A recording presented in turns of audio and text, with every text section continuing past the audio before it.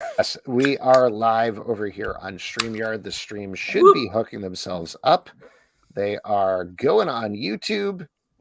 They are not quite a go on Crowdcast or Facebook yet, but hopefully It takes soon. It takes a couple seconds. Yeah, looks like it's live on Crowdcast. I honestly don't know about Facebook, and I guess we'll see. But you know what? Why don't we get this show officially started right about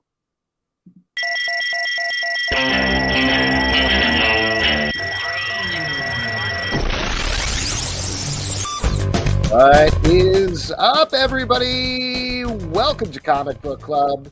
I'm Alex. I'm Justin. I'm Pete. And we're coming to you live from a couple of places on the internet. We are live on Crowdcast. We're live on YouTube. We're live on Facebook. Maybe you're listening later. Spotify, Stitcher, wherever you get your podcast. It's all good. And we have a packed show for you tonight with some amazing guests. Justin, before we get into it real quick, you haven't been here a couple of weeks. Hey, welcome back. Thanks for remembering you do a show. No, it's great. I remember the whole time I was quietly podcasting to my family, having opinions, and they respect my opinion as much as you guys do. So that was perfect. But I was at Disney World and really took it in for a week. Because you won the Super Bowl, so you went to Disney World. A lot of those, the Kansas City Chiefs went to Disneyland, but we were at the Magic Kingdom the day they were like, we're at Disney World. I was like, because we didn't see them. What was just apropos of the show? Did you go to Star Wars Land? Did you do anything like nerdy or comic booky there? Well, let me tell you, the Guardians ride Goofy? is, yeah, that's a very comic book club thing to do because Goofy's sort of the Nat Townsend of the Magic Kingdom. Agreed. The Guardians of the Galaxy ride is awesome. Truly, like, worth going to.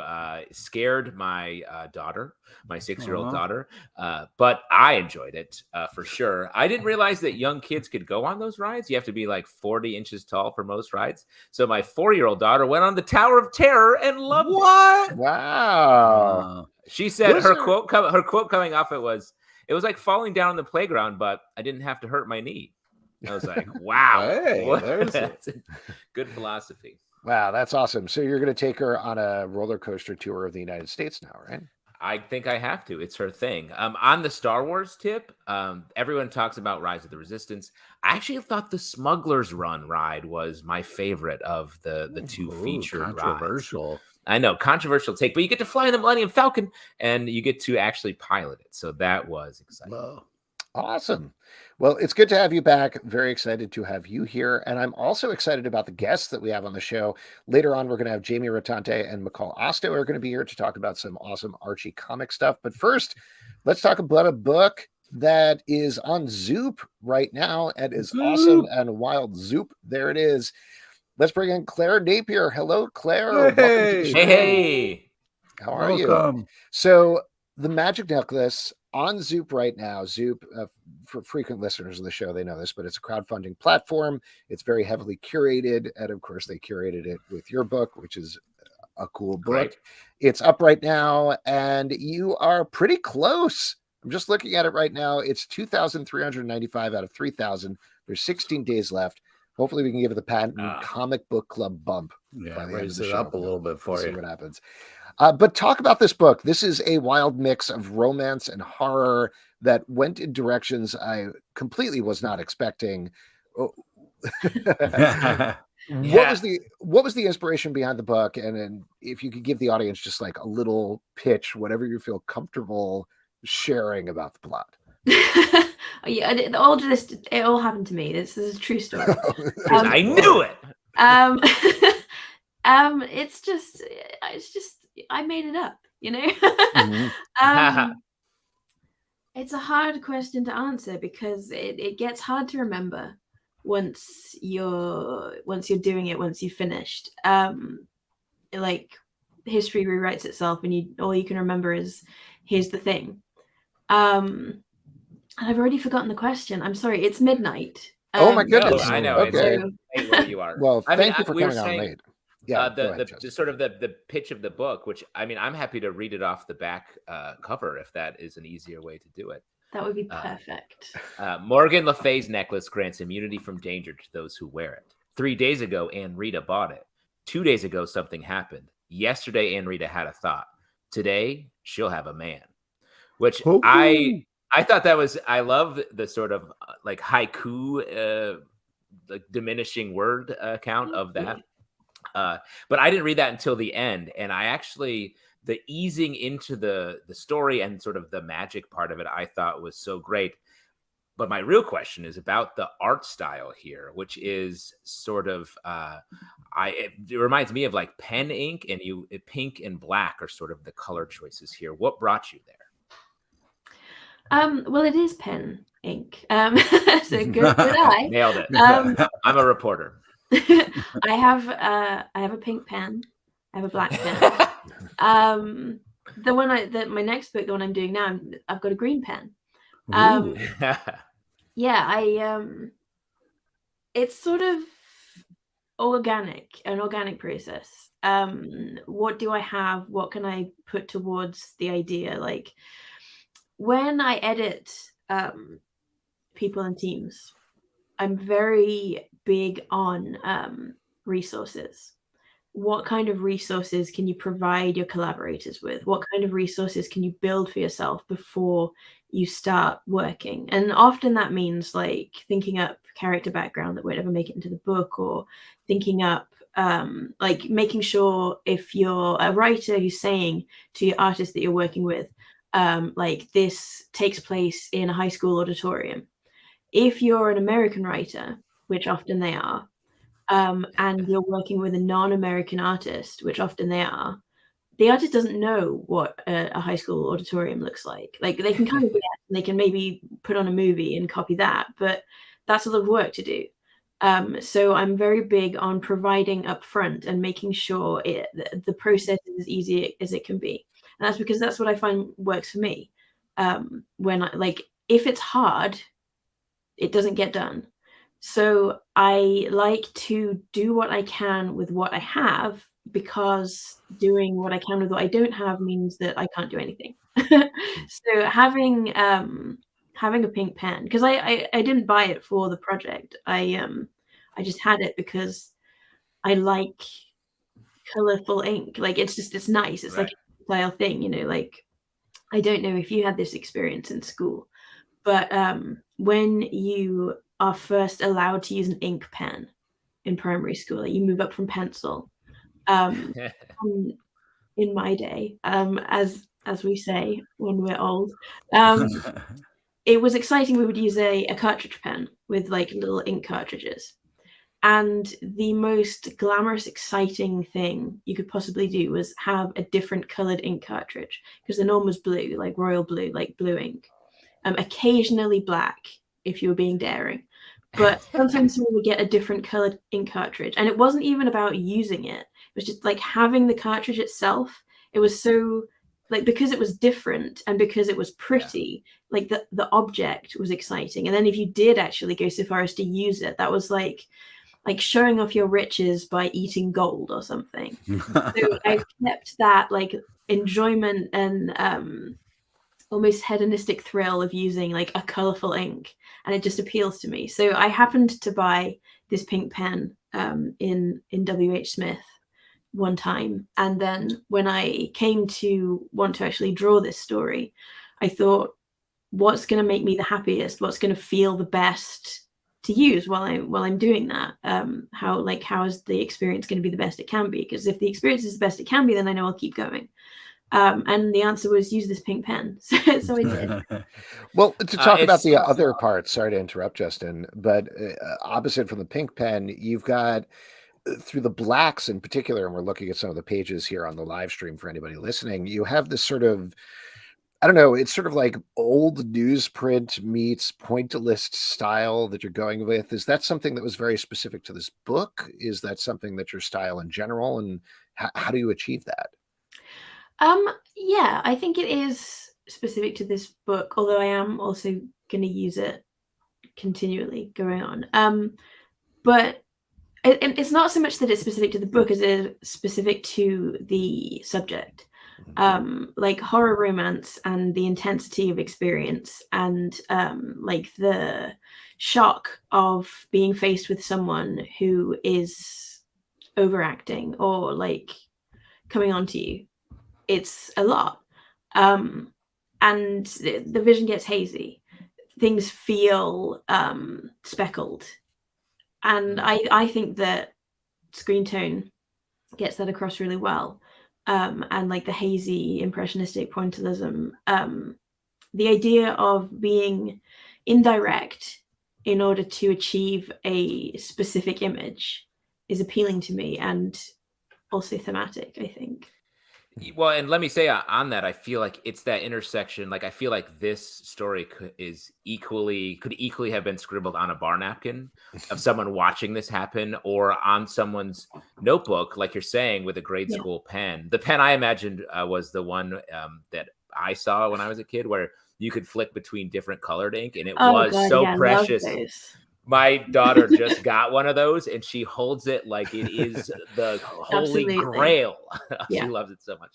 And so that intersection, I thought, just from an art choice, tells us so much about the tone of it, and gets us sort of in the head of a character that isn't telling us what's happening without revealing the secrets. And I was so impressed by that, to ride with a character tonally, but then get to enjoy the reveals without them feeling like they're being withheld from us for too long.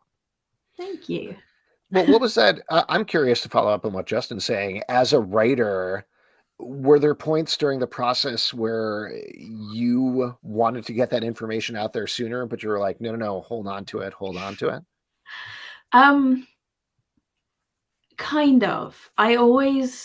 It's for me, the can't waitness is more wrapped up in like having it finished. Like I knew where all the information needed to be, like how the parts worked together and needed to, like the order in which they needed to come. But it's frustrating to have to wait to draw it all.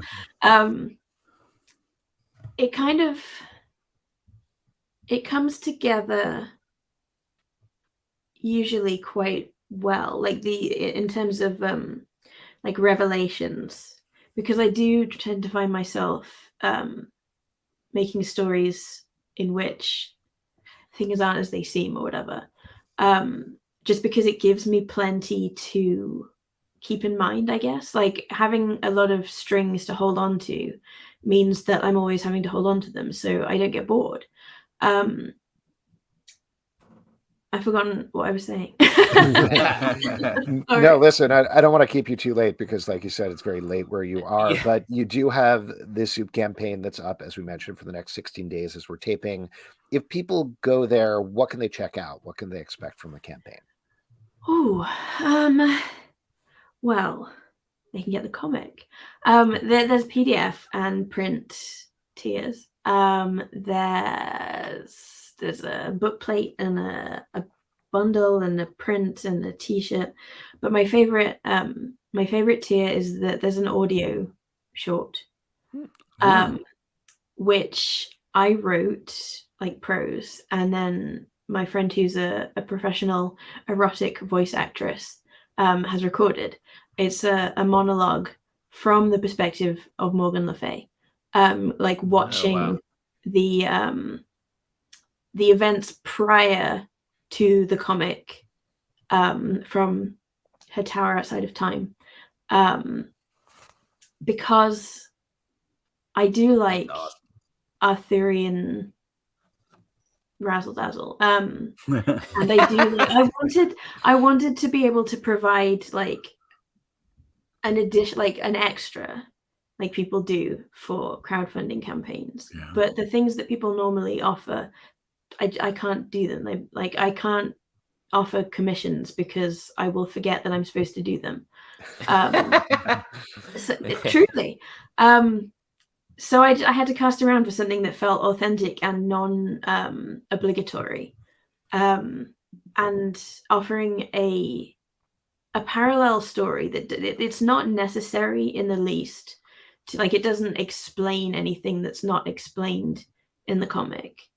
But it, I guess there's an element of feminine solidarity to it, because having a witch's necklace is one thing, but having the witch approve of what you do with it is another. Like that it's better. Yeah. Oh. Well, and let me say to have that as a tier for someone who would sign up for that before they read the book. Like having read it, I want to hear that now. Like I want to hear like, you need an option for me to buy in now to hear that, because that to me is the perfect I mean, I haven't heard it, but the perfect epilogue to the story, which leaves you. I mean, it's very sexual. I think we sort of touch on it a little bit, but after it's finished, you're left with the reality. Like when we as people have sex in whatever way that we do it, afterward, you're like, okay, now I got to go back to everything else in my relationship or life or whatever. And I love the idea that the book ends there, but to have an outside eye on it, almost being like, well, that was a mistake, or great work, you did the right thing there. Well, this is not to interrupt, but this is Justin. This is the same way. Whenever you have sex, I call you up to comment on it, right? And honestly, like I don't know I don't have a magic necklace. I don't know how you're in on me doing this, but I guess when you do a podcast for so long, exactly, you just get know in on the good stuff. Yeah, I got my tingle going on there. Let's not follow this road too far. Me too. Claire, sorry about the detour at the end there. The book is great. I'm very excited for you. I'm very excited for the Zoop. Everybody should check it out. Everybody should support it. And that bonus, like we've been talking about, sounds really awesome. So thank you for staying on late to talk. Congratulations. Yeah. Get some sleep. Love the book. Thank you for coming on. Thank you. All right. Have a good night. Glad to have been here. All right. There we go. Claire Napier. The book is called The Magic Necklace, and it is up on Zoop right now. And like we talked about, very cool. Also, like Justin was getting at the end there, very adult. This is not a story for kids. If you're like, shouldn't read this on the subway or but if your kids like, Arthurian tales or something, don't give it to your kids. Give it. Well, there's a subway car in New York anyway at the back where you can just read whatever you want. Oh, is that the one with the curtains? That's it's the curtains. Right? Everyone's like being a little fun. Yeah, it's fun. Everyone's having fun. Everyone's doing what they want. Yeah, it's out of service this weekend though, and that's very annoying. I know, you'd think it. And P, I know New York's changed a little bit since you were here. Yeah, I guess so. The old curtain car was not something I was used to. You got to come back for the private pervert car. It's where I find out constant. Pete's in Baltimore now. There, you just cover yourself with crabs and go to town. Yeah, that's exactly what you do. You just ride crabs to work. Well, we've gone far afield. Why don't we bring in our next guests? They're the folks behind Betty, the Final Girl from Archie Comics, which is another wild horror ride. Micol Ostow and Jamie Rotante. Hello. Hey, welcome. Hello. Wow. I like this arrangement of witches. This is new. We haven't had 5 people on the screen at the same time. Thank you so much. It's so good to see both of you here again. The book is great. It's out on stands now, I believe. Came out last week, if that's correct. So everybody can go and pick it up, and we'll talk about it in a second. But before we get into it, I wanted to present you both with something. So every week we have a professional chef, and this is true, named Stray Bullet, Brett Macris. Yes, Stray Bullies, who either curates or designs a drink for us, and sometimes he's particularly inspired to create a drink based on the guest. And this time, that's exactly what he did. I think this has come up super tiny in the stream, so I'm sorry about it. But he created a drink called the Dark Betty. That we made. It's a little bit Riverdale side, as I think both of you know. We do a Riverdale podcast as well, and we talk about Dark Betty all the time. But of course, Betty does go very dark in The Final Girl as well. So for anybody listening, this is bourbon, grapefruit juice, lime juice, demerara syrup. I always say that long. Peychaud's bitters, a splash of red wine for the blood on the top, and a lime peel, and it's delicious. Justin, you made one, right?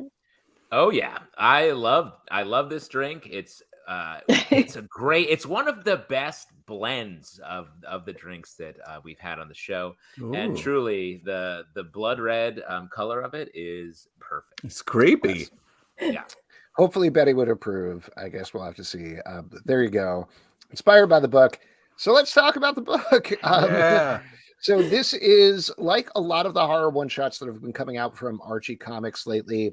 You have a framing device, and then you have 3 short tales that are set in different aspects of the Archie Comics universe.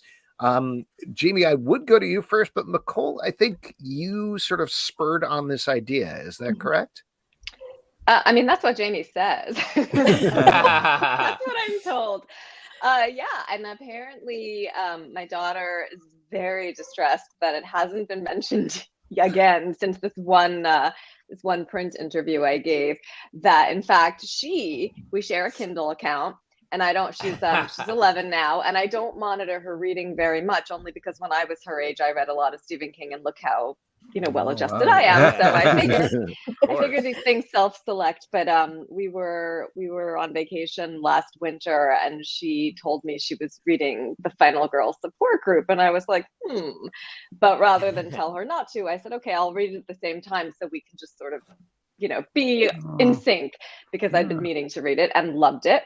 And as I was sitting on the beach reading it side by side with her and discussing it with her, I had this moment, because Jamie and I had been talking forever about we want to do something with Betty, and I thought, well, she would be so good as the final girl. So it just clicked, and I sent her, it wasn't even a pitch, it was like one crazy person sentence, just like, what do you think? And she wrote back, oh, I just finished reading the Final Girl support group. And I was like, oh, me too. So then it just felt hilarious, incredibly fated, but it did all spawn, most proximally from my daughter. And she was very distressed not to get credit for that. So well, nice that you're giving her credit. Finally. Yes, exactly. Well, that's awesome to hear. Jamie, over to you. Like I said, this has been a series of horror one-shots, usually under, I think, the Chilling Adventures banner. What spurred this on, and what made Betty the Final Girl the perfect current this past week iteration of that? So we started doing these anthology one-shots back at the end of 2021. The first one we did was the Chilling Adventures in Sorcery. And what spurred that was basically, for the longest time, I was like, I would just love to have a kind of Tales from the Crypt, Elvira-esque, character hosting all of these short stories. So that way you can use a lot of different characters, you can tell a bunch of different stories. And we had so much fun doing that one that we just kind of wanted to keep doing them. So each one kind of takes on a little bit of a different format. Sometimes there's a host, sometimes it's just 3 stories independently. And in the case of Betty the Final Girl, and I believe this is the second time Micol has actually written one like this, the first time being October's Fear the Funhouse, there's a thread that kind of ties all the stories together. And just like Micol said, when she emailed me that idea, it was right at the time I had finished reading the Final Girl support group. So it was just like, all right, this must be kismet. Like this has to happen now. And I feel like of all the characters, Betty kind of gets put through the paces a lot. But she's always just emerges so resilient, and she's always changed a little bit with each one, that you can kind of throw her into any of these, and she's always so fascinating to watch as this sort of kind of like a badass main character. Frank Thierry did it a lot in Jughead the Hunger, where Betty really shone as this, very determined, very violent werewolf hunter, and that really helped to sort of set the template for hey, how far can we take Betty? And everything that was done in Riverdale with Dark Betty, it's just all right, she's kind of our horror hero in a lot of ways. So she's resourceful and pragmatic, Yeah. And she's so unassuming at the start. You're like, oh, she's nice. And then she emerges, which is great. What I was going to say is I feel like it would have been easy to just be like, let's do a bunch of Riverdale style comics just to touch on the darker tones of that. But what I love about the books you're releasing, this one especially, it's specific to horror, and there are different tones across the board. It's not just being Riverdale, but comics. It is taking the genre really seriously. And so the variety of different stories just in this book alone, I thought was fantastic. Yeah, especially the second story with all the twists and turns. I had to read it twice and was checking people's shirts, who was who, because it was such a fun kind of wait a second, what? Reveal. Yeah, it was. We always have a lot of fun putting these together, because to touch on what Justin said, we really love to explore all the different subgenres just within horror, because you can do so much with it. You can do psychological, you can do kind of campy, you can do fun. In this case, you can do slasher, and we usually have some reference points for different movies sometimes. So in here, we had a little bit of My Bloody Valentine. Obviously, When a Stranger Calls, Scream kind of permeates throughout just because it's a Final Girl book. But we draw tons of influences across all different genres in horror. Well, this is sort of a double question for both of you, but Jamie, when you are crafting a book like this, when you're putting together the team, you have Micol in place first, so you have your person who's doing the framing device, at least from the writing perspective. But how do you assemble the team after that? And Micol, once that team is assembled, how do you start to craft the framing device? Is it writing your story and just letting it segue? Is it looking at everybody's stories and then figuring out how it all fits together? Talk me through the process. Well, the one thing I'll say about the general process, which I think Jamie will agree, is that because in my former life I was an editor and I've overseen a lot of anthologies of my own, is that when I give her my pitch, there's usually a lot of, so depending on what we end up getting or what you decide on, she could be watching this movie, she could be watching this movie. And I'll often give a couple of different options because I want to just sort of leave it open. So that's what I try to do, but I'll let Jamie speak more about her organizational process. But I just try to keep it really flexible, like if A, then B, so that we're not painted in. And I like to be able to turn on a dime if we need to. Yeah, and in my case, I had received pitches from the other writers, Casey Gilly and Sam Maggs. Some of them were for other books entirely, but they had stories that just made much more sense to work in this anthology. So once I sort of got them together, I always try to push everyone a little bit to explore more of the expanded cast, because, immediately a lot of people are going to hit the four, Archie, Jughead, Betty, Veronica.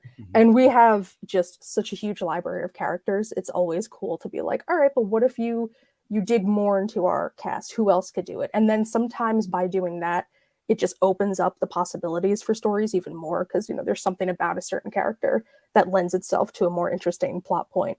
So in this one, we used Melody from Josie and the Pussycats, which I think was what Sam had from the beginning. And I was like, perfect. And then Brigitte Riley, who is a character that's really only ever appeared in a lot of our classic books. She's known for being a singer.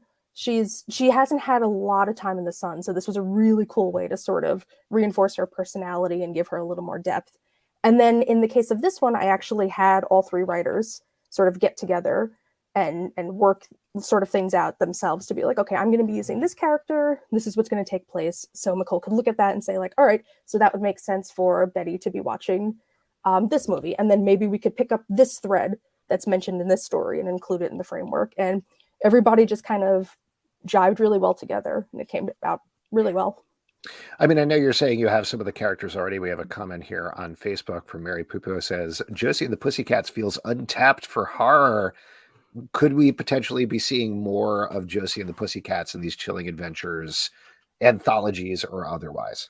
I mean, pretty much every character is on the table for these. That's what's great. That's what we love about having the different stories, is it really gives us a chance to explore as many characters as we want to. Well, go ahead, Justin. One question about the framing device, Micol. I feel like the way it's laid out, I was surprised by, in a good way. It almost has horror movie style cuts, in and out of the story. It's a real jump. And you don't usually see that in comics anthologies because there's a little separation even from the framing device. But this, I think played really into the genre. Was that a purposeful choice? And how did that come about? Yes, I do. Yes, I will say that the end, I don't want to be spoilery, but I would say the most dramatic of the cuts was actually Jamie's edit, and it was fantastic. And I was like, oh, that makes so much sense. So that is obviously a testament to what a good collaboration can do, because even first of all, any writer, it's just, in my experience, most writers are mired by self-doubt and spend most of their time, second guessing. But even when I am feeling really confident about something, I love, when I'm working with an editor and it comes back and it's 12 times better than I even imagined because of such a fantastic suggestion. Or so if you're referring to what I think you're referring to, then I think those moments were mostly influenced by Jamie, but it was intentional, and I was glad that she was able to draw that out. And then, for me, I don't get to see the other scripts until the end. And even when I see the pitches, which this time around, I didn't see the pitches until later on in the process. With some of the other anthologies, I saw them earlier on. But it's a surprise when everything comes eventually in for me to, tie it all together.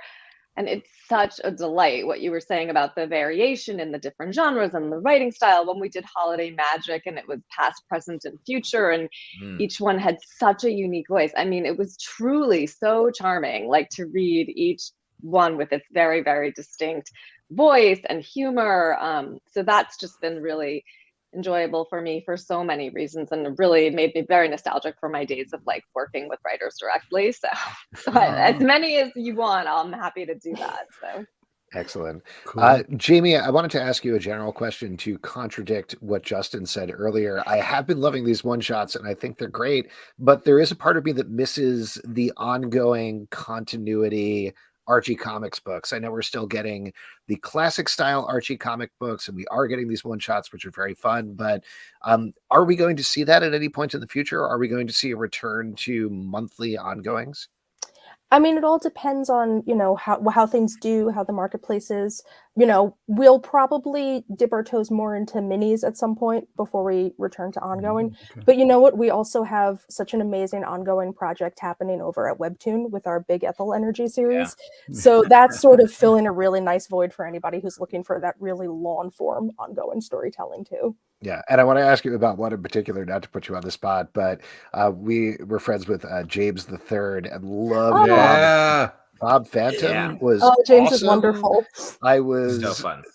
I love that one shot. I was so bummed it was only a one shot. Is there any chance we could see more of Bob Phantom in particular? I mean, anything can happen. That was one that really took us by surprise because Bob Phantom is not a character. Many people No, what? No. And even just by name alone, it's one that most people would be like, all right, that's interesting. And he is so fantastic, and he just knocked that one out of the park. I was so shocked when he turned in the script because I was like, you did it. You really you really made this Bob Phantom character something that is just so interesting and humorous in aspects and a lot of fun. So I won't say no to anything, but I will say I absolutely would love to work with James again soon too. Cool.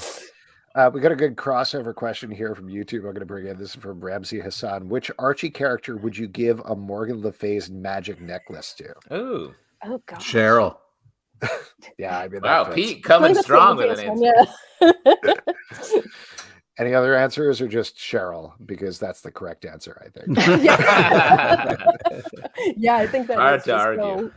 yeah. it's a good answer. She probably already has it. Let's be Yeah. honest. What are we giving it to her? She'd be giving it to someone else after a while. Well, listen, I want to ask you something else off of the Archie comic books, but we're rapidly coming up on the final season of Riverdale, a month away as of this taping. What are you looking forward to? Micol, Jamie, I know beyond anything, you're still also fans of the show. Micol, you've written a ton about it. I know we've talked about it and DM'd about like, oh my God, I can't believe that happened. What are you anticipating with the final season of the series? I cannot offer any predictions. It's impossible, honestly.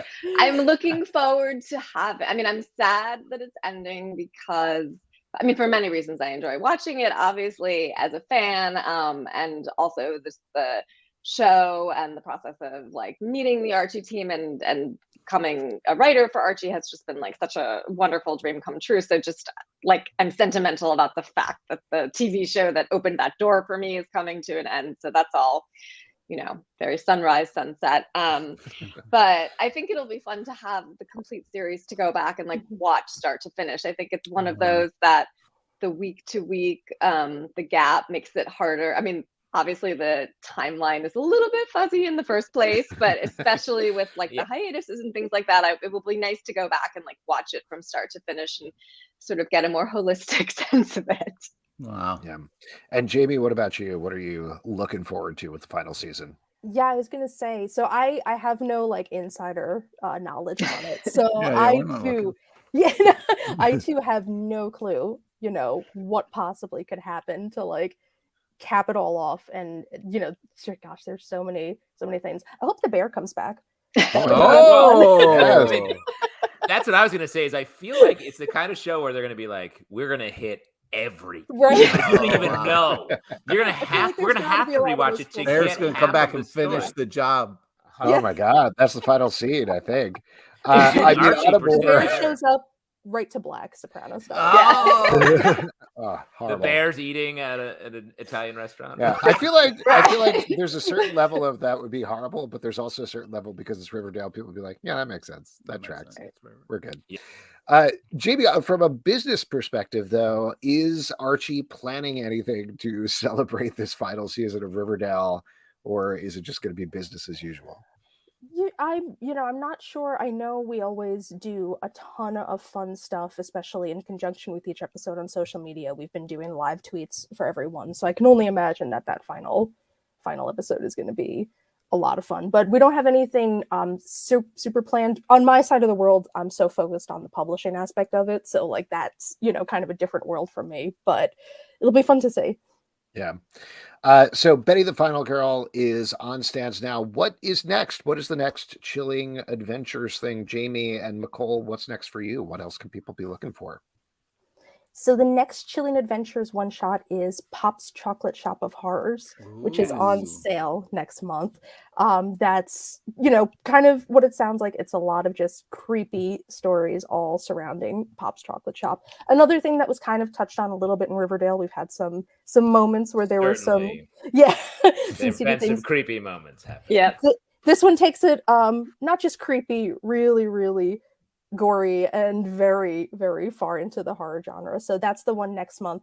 And then following is The Cult of That Wilkin Boy, which is a 20-page one shot, which gets to the dark side of fame and superstardom. Those are the next two upcoming ones. Awesome. And Micol, what about you? What else is coming out from you other than Betty the Final Girl?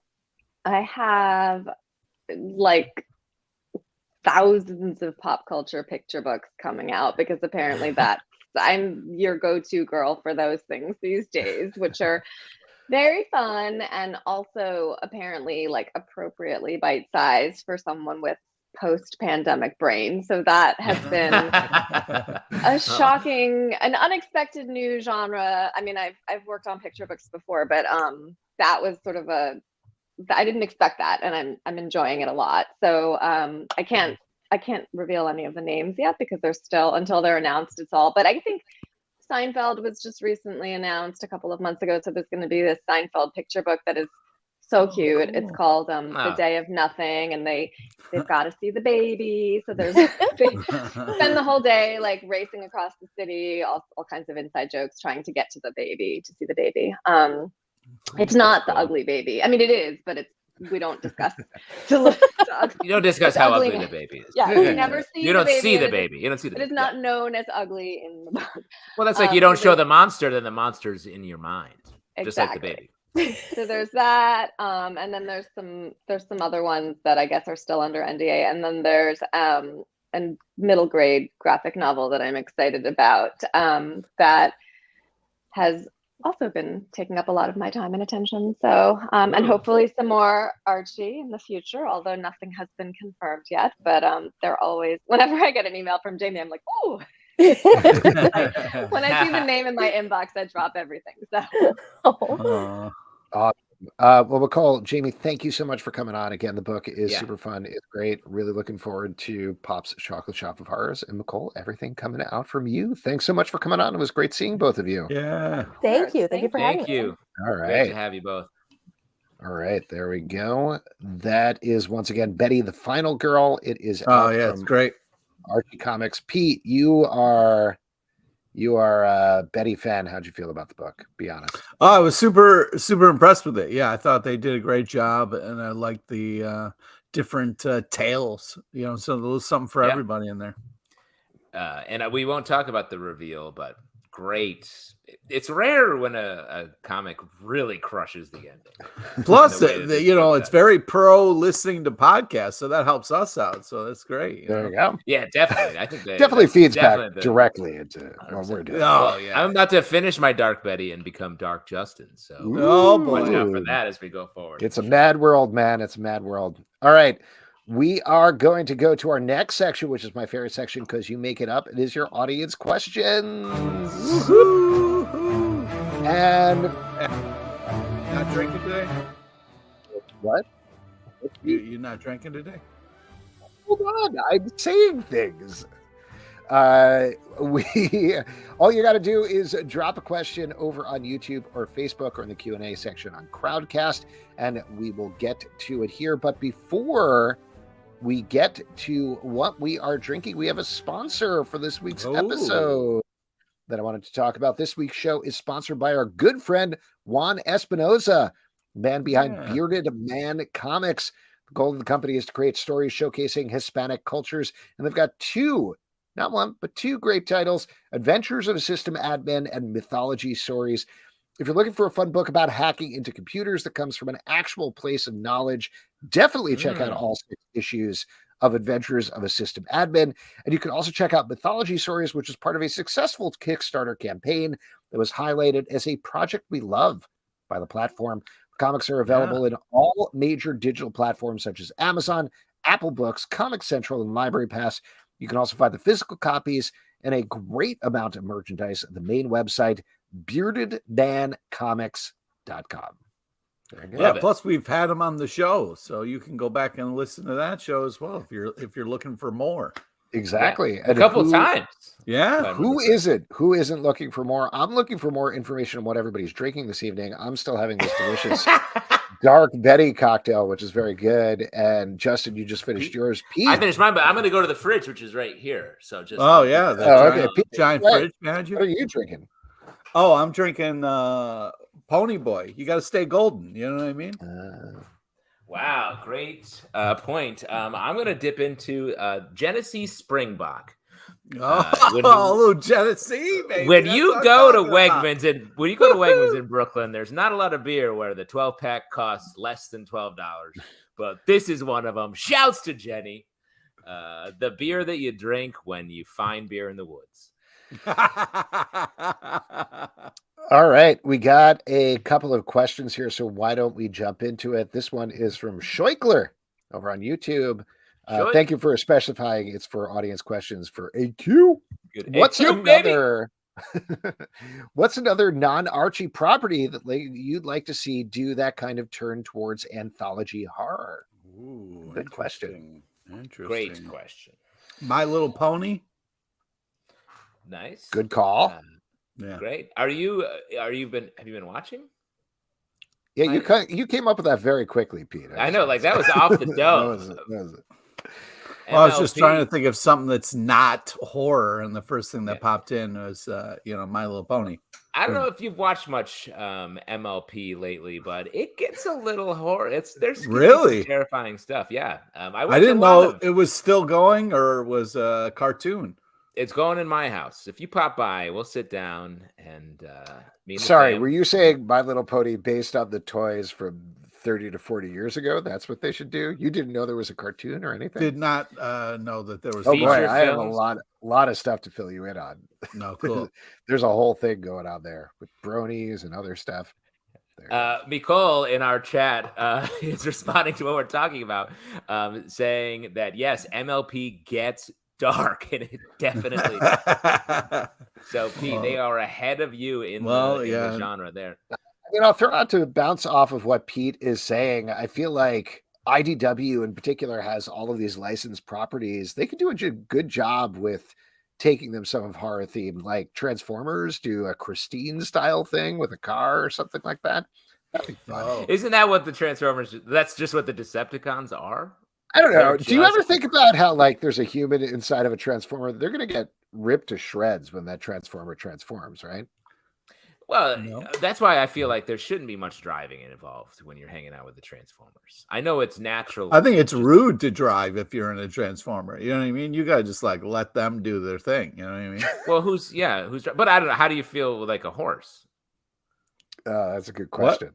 Like, isn't a Transformer like when you're inside of a horse? when you're inside of a horse, how do you drive a horse? You get inside it, right? Like a I don't know. Like what's a happening. horrifying car. No, I get what I'm saying is like you're saying the Transformers aren't used to humans. I mean, they were grown to be cars. Like, I feel like it's sort of like, well, We're an alien race that came down here and then scanned cars as a way to blend in. All right, so is that what they did? What were they before? They were just They're bunch just of robots. The robots. Yeah. Pete, if you went to another planet, would you like scan a horse and become a horse? You're goddamn right. I would scan. I'd be a unicorn. You know what I mean? Keep it. My unicorn. Little That's Pony what you would style. transform. Little Wow, Pony. you're really hitting that. You're laser focused, man. I mean, if I'm picking Almost an like I animal gotta- to transform, I'm turtle. Yeah. I'm going straight turtle. You're Well, gonna be a Pete- Teenage Mutant Ninja Turtle. Pete, I really hope your cutie mark comes in soon. Fingers crossed. We'll see what happens. But let me just go down on this. I don't not as familiar with Transformers mythology. You're saying they were in space and they were like, you know what?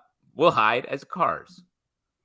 No, The place they weren't- where everyone interacts they were with on humans Cybertron, constantly. dude. Have you even watched the show? They were on Cybertron. There was a war that broke out.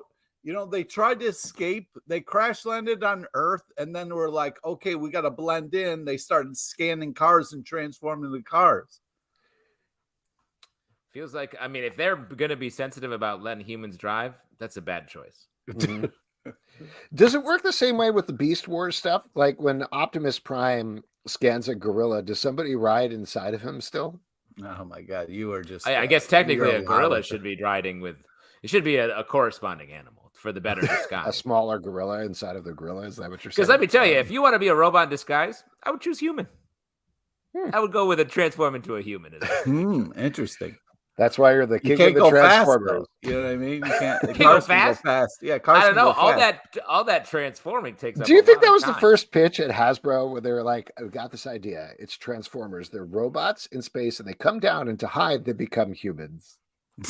I have a strong You feeling can that fold they them until they designed. become regular human figures." I have a feeling the mythology came after they had the Oh? Transformers. Yeah, the toy came first, bro.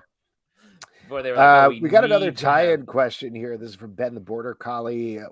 Who would be your final girl if you were writing in a DC and or Marvel setting? Ooh. Great question. I have two answers. Okay. My first was Mary Jane. I haven't seen Sable. Exactly Sable. what I was You're going gonna to say No, Sable. no, Mary Jane. No, I said 100%. Mary Jane. Mary Jane is the like class, and I honestly we haven't seen a lot of. Wait, final pre making girl. a deal with the devil, Mary Jane, or Maybe maybe the deal with the devil's involved. No, but I boo. think she's a great option. But let me also throw out go the opposite way. Power Girl. You don't. The final girl is often running, hiding, like scared. What about Power Girl, who's sort of like the opposite of a final girl, finding a way to weave the story that way would be very fun. I like that. I don't know why this came to mind. I feel like this is almost wrong, but Renee Montoya as the question. I feel like she kind of ends up in those situations anyway, so there might be something there potentially. Yeah. Storm Pete, and Wonder some- Woman. Oh, I thought you were going to say some sort of My Little Pony character potentially. Yeah. Storm and Wonder Woman. Storm right. and Wonder Woman, both. No explanation. No explanation needed. They're definitely final material. You just want that. Those you want them to be the final comics you read. All right. Fair enough.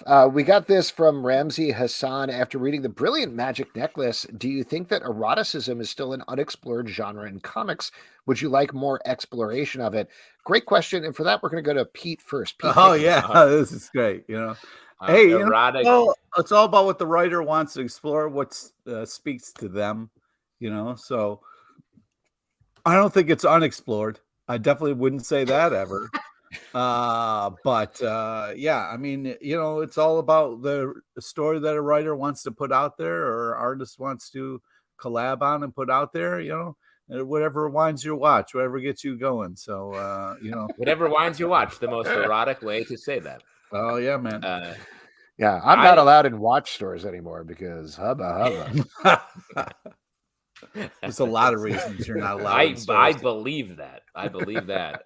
Let me say, I think there should be more, but it's a hard eroticism in a real way, like that is actually erotic. I think is really hard to do, and that's why I feel like the Magic Necklace did such a great job of actually doing that. But real eroticism is very hard to do, and yes, I would like to see more of it. Yeah, I agree with you. I mean, not to get too big about this, but there's been this ongoing debate that cropped up again recently about sex scenes in movies and TV shows. I think digging into it, it very specifically came from some bad actors who were trying to push a like we should censor a lot of stuff sort of argument that they're eventually getting towards. But it did kick off a lot of discussion about it, about should there be sex scenes in movie, TV shows? Do we need them? Are they important? I would say it's the same thing with comics that it is with literally anything. Is it motivated? Like, are you doing it just to throw it in there to titillate? It's the same thing as like action scenes, where frankly, I know Pete is not going to like this, but there's a lot of comics we read. Don't come. We're talking about something different. Don't come for me. But I really legitimately think it's the same way where we've been reading enough comics at this point. We've been doing the show for over 15 years, read thousands, millions of comics, something like that. I don't even know at this point. Never count. Maybe never count how many. But there can be cool fight scenes, but ultimately just seeing it feels like a wash if it's just now we fight and now we stop fighting and now we're friends and now we're going to go fight the supervillain. It's the same thing with a sex scene. Like it happens far less in comics, but in TV or movies, it was like we're having a sex scene because now is the point when we have a sex scene versus it doing something to the characters and pushing them some way emotionally. That's how I want to see it. And comics, I don't know. It doesn't, the way comics is built as an industry doesn't necessarily lend itself to that as frequently in mainstream comics as it potentially could. I got you, Alex. Replace all fight scenes with sex scenes. That's what I'm saying. But let me throw in there. I'm the best there is at what I do. Stop. Ain't very pretty. I think that the sex scenes that I feel like that debate was talking about, the bulk of sex scenes in movies are written by people who are much more focused on maybe the action scenes. Like 80s action movies, the sex scenes, I wouldn't argue they're really focused on eroticism as an art form. So I think it is about cultivating that as the goal, to write a scene that is as important to the development of the characters and the story of the movie or TV show or comic as the rest of it. There you go. I think we solved it, everybody. And I think we had one more question here. Maybe I missed it. A lot of platforms. We have a lot of platforms here, It is a lot of platforms, so I'm not sure. So I guess that's actually it for your audience questions. Whoop, whoop. Whoop, whoop, whoop, whoop. And now we are going to move to our next section, which is trivia. Man, I got to figure out the sound effect. I like the pickup on that was at a strange part, and I appreciate it. Definitely was. I don't know how it works yet. Oh, there we go. Okay, we are going to go to trivia. And for that, I'm going to turn it over to Pete LePage. All right. This is the part we give back to you, the lovely audience. It's an opportunity to win $25 free to Long John Silver for some reason, or Midtown Comics, because they've been nice enough to sponsor the show, and you would want comics probably, I mean, comics or fish. Fun. You might want comics or fish. It's kind of up in the air. Exactly. We got to move these fish gift cards. That's for sure. We'll look back and realize, wow, I can't believe we became a fish reviewing podcast. Yeah. Quickly. I'm looking forward to us talking about some bass. You know what I mean? Like, nice bass. Well, listen, we have a trivia contestant today that I'm going to bring into the stream. It is Dr. Scheuchler. Hey, Doc. Wow, what's going on here? Bill, you're muted. You're muted, buddy. Head of experimental medicine. Yeah, there you go. Well, I've just come out of surgery, but I mean, humans have 2 livers, right? Oh boy. Nope. Oh boy. Doc, I don't know where you went to school, but go back. Pete, you want to take it away with some trivia? Sure. Today's trivia is on topical comic news and a small nod to the legend Richard Belzer, R.I.P. Please listen to all 3 options before making your selection. Here we go. Ready, Doc? Question number 1. How many characters are on the cover of the Fantastic Four number 700 issue out this May? Is it A, 4, B, 700, or C, Robert LaLoggia? I'm going to lean toward B. You are good at leaning, sir. Congratulations, you are correct. That's right. There's going to be 700 characters on that Fantastic Four cover. It should be fun to see them all. All right, question number 2. In May, what number will Batman hit? Is it A, 900, B, 800, or C, Mark Margolis? So it's either A, because it's more impressive, or is it B? I'm going to go out on a limb, and I'm going to say A. You are correct. 900 is where Batman will be at this May. All right, here we go. Last question. What is coming back to comics at Dark Horse? Is it A, Murder Inc., B, Kree Mention, or C, Lee Benton? Wow. It's a real Take your stunner. time. Also, I Really didn't see a think lot of about it. hints. Didn't see a lot of hints there. Well, only one of them is an actual thing, and that would be Murder Inc. So, I'm going to go with the Murder Inc. Yeah, you are correct. Nice. Yeah. That's Wow. Kree Which Mention is what I not like to have in my colorful murder pen. Okay. Nice. Wow, look at you bringing it all together. Call back. Let me throw out a question from Stray Bullies over here. Is the stethoscope a puppet? And I think we can officially say, because you usually come on with puppets. Instead, Usually we you're the see puppets. Yeah. Well, I mean, if we want to get a second opinion, I could bring on my colleague, Dr. Kong. Oh boy. Nice. Who's it? Donkey Kong. nice. Donkey Kong. It's a Donkey Kong puppet if you're listening. Alex to the really podcast. shaking his head at this. Really, and not. I love it. I love it. Thank you. Kevin, are you going to take a gift card to Midtown Comics or Long John Silver's? What's your choice? Great I'm going to question. go with Midtown Comics. All right. Oh, I Kevin- guess you hate fish Kevin- and piracy. Okay. Well, shoot us an Kevin, you email know and what? we'll get that off to you. And what is the secret movie that Pete was intimating with his? With the bells. Yeah. I'm not sure. It's not coming to me tonight. Oh, interesting. I got you. It's because you're so in character. Yeah, exactly. It He's is focused the on the surgery. 1983 hit Scarface. Wow. Wow. I forgot Pete, Belzer was in that.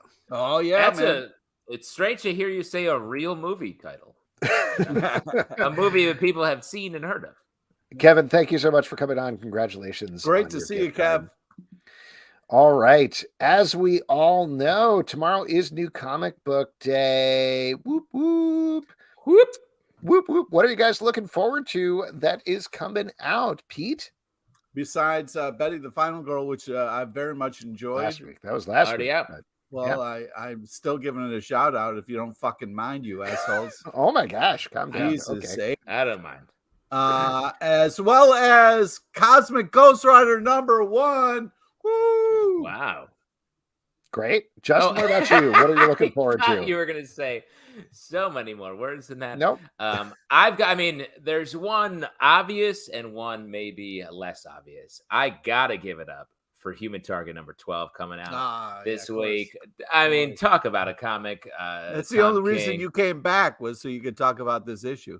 Well, you know what? And like you guys talked about a lot of comics in the last couple weeks, but there's one that I wanted to mention. The Clayface, One Bad Day. Oh my god. Oh, Dude, we already talked man. about it. I know you talked about it. but I didn't. And I just want to say shouts to that comic. It's by Jackson and Lansing, a team we've loved on Captain America. And that Clayface comic is so good. And it hit me so hard because it's about like theatrical, being an actor. It's about like You know what would be it was great just so is good. if you were on the show, you could talk about it when they Oh, came get out. up! Give me a break! Give me a break! You know? Yeah. Oh, okay.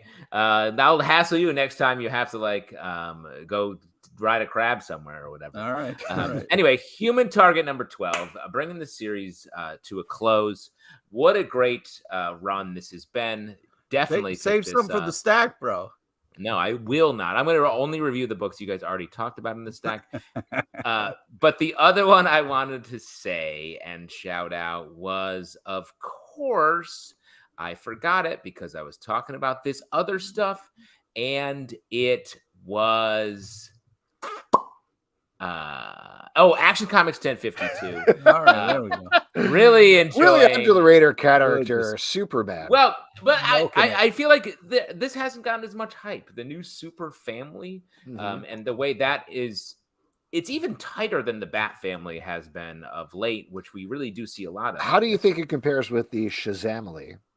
Well, we also have that to talk about. I have plenty to say about the Shazamily, which I won't say right now, but I do think this family, the way that this Superman book is being written by Philip Kennedy Johnson, and the backups are also excellent, is really exciting. It feels like a real new chapter in the Superman story and is going in a fun place. Cool. A couple of ones that I want to mention. I want to give a shout out to Phantom Road from Image Comics, written by Jeff Lemire, art by Gabriel Alex H. Malta. And this is a wild new post-apocalyptic zombie book. I don't know, but I thought I was kind of blown away by that. And the other one, Murder World Game Over from Marvel. Yeah. I've really been enjoying that crossover. It's a bunch of number ones where Arcade has been putting these people in a Squid Game kind of competition through their paces. Very fun. Excited to see how that wraps up. And folks, that is it for this week's show.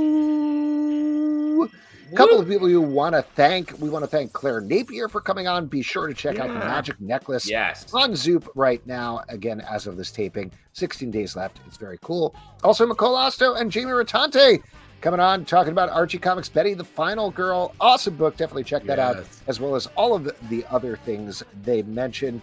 Next week on the show, we are going to have a bunch of other guests. Here we go. Ben Goldsmith is going to be here to talk about Seance Room and his crossover with Hackslash. Also, Steve Horton is going to be here to talk about another Zoop book, Bowie, Stardust, Ray Guns, and Moon Age Daydreams. Yes. And Laurie Foster is going to be here to talk about Cthulhu is Hard to Spell. Yeah. True. 100%. It is true. If you want to support our show and all the shows we do, patreon.com/Comic Book Club. You can subscribe on Apple, Android, Spotify, Stitcher, or the app of your choice at Comic Book Live on Twitter, Comic Book Club Live on Instagram or TikTok, comicbookclublive.com for this podcast and many more. Until next time, good night. CTHULHU, good night. Oh, yeah. So grab your written hammer, don't be late for it, 'cause their girlfriends can barely tolerate it. Comic book club, comic book club, comic book